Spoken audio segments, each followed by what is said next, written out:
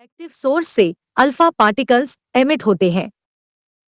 एक alpha particle helium nucleus के बराबर होता है, जिसमें 2 प्रोटॉन्स और 2 न्यूट्रॉन्स होते हैं। इसका मतलब एक अल्फा पार्टिकल में 4 यूनिट मास और 2 यूनिट पॉजिटिव चार्ज होता है। रेडियो एक्टिव सोर्स के आगे एक थिन गोल्ड फॉयल को रखा गया है, जिसकी थिकनेस लगभग 210 नैनोमीटर है। इस गोल्ड फॉयल के चारों तरफ जिंक सल्फाइड की स्क्रीन लगाई गई है, जिसकी मदद से अल्फा पार्टिकल्स को डिटेक्ट किया जा सकता है।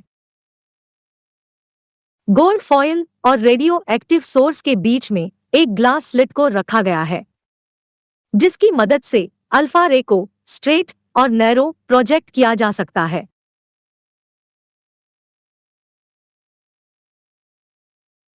एनिमेशन में हम देखते हैं कि जब अल्फा रे को लेड ब्लॉक से प्रोजेक्ट किया जाता है, तब अल्फा रे स्लिट से पास होते हुए गोल्ड फॉयल पे फॉल करती है।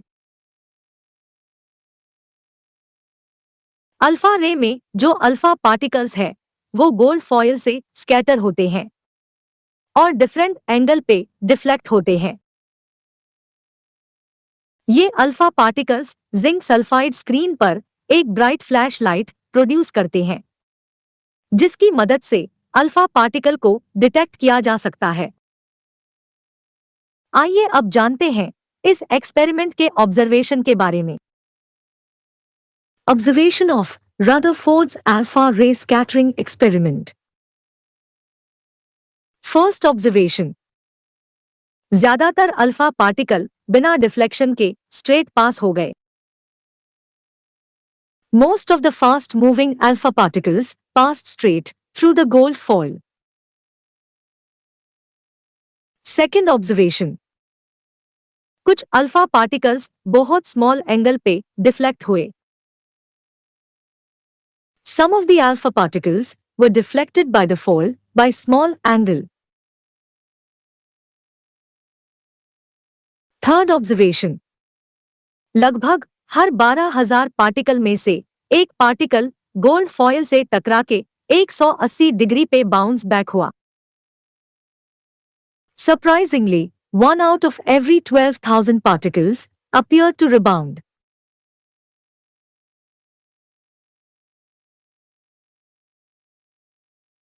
इन सभी ऑब्जर्वेशंस को ध्यान में रखते हुए रदरफोर्ड ने कुछ कंक्लूजन्स यानी निष्कर्ष निकाला, जो कि कुछ इस तरह है।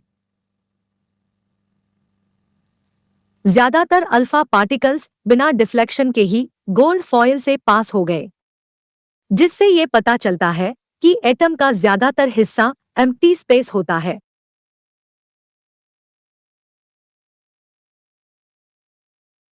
कुछ अल्फा पार्टिकल बहुत स्मॉल एंगल पे डिफ्लेक्ट हुए, जिससे ये पता चलता है कि एटम में पॉजिटिव चार्ज यूनिफॉर्मली डिस्ट्रीब्यूट नहीं होता, बल्कि बहुत छोटे वॉल्यूम में कॉन्सेंट्रेट होता है। बहुत कम अल्फा पार्टिकल 180 डिग्री पे बाउंस बैक हुए, जिससे ये पता चलता है कि एटम में जो पॉजिटिव चार्ज पार्टिकल्स हैं, वो बहुत स्मॉल वॉल्यूम ऑक्यूपाई करते हैं। इस एक्सपेरिमेंट के बेसिस पे रदरफोर्ड ने इसे एटम का न्यूक्लियर मॉडल बताया और साथ ही इसके फीचर्स को एक्सप्लेन किया, जो कि कुछ इस तरह है।